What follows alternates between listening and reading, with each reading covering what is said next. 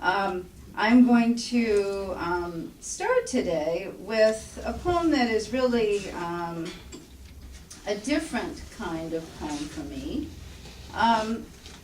My son is here in the audience, and he is now a teenager, but a number of years ago, of course, he was much smaller, and we used to do some different mother-son events together, and one thing that we used to do was watch the Wheel of Fortune together.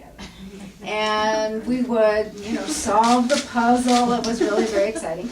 And suddenly, one day, it occurred to me that Vanna was a poet. Or she at least understood what poets do, and that, as she did her thing, suddenly the puzzle was revealed, and then there was clapping. Now, when you write a poem, you don't necessarily get that right then, but it's nice to have it be that kind of setup. It's what you imagine. So I went in my office and wrote a poem for Vanna White. And I've read this poem in a range of venues, and what was fun was that a couple of times people said, you should send this poem to Vanna. And I don't know about you, but I don't know Vanna White, so I felt that was kind of, I wasn't sure how I'd kind of get my poem to her, but then one day I just thought, well, oh shucks, I'm going to send my poem to Vanna White.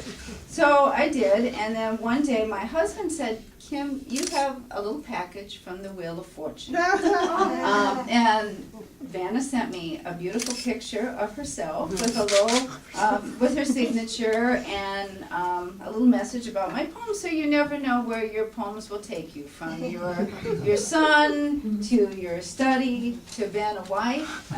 So here is my poem for Vanna White. You know what every poet does. The letters fall from your fingers as you unclothe phrases one by one. You smile. Your hand eases meaning from nothing, while Pat Sajak flatters the guess. How magical words are to us suddenly. Someone has bought a vowel. Now the studio audience is full of poets, working through the omnibus of words and hoping for the perfect fit.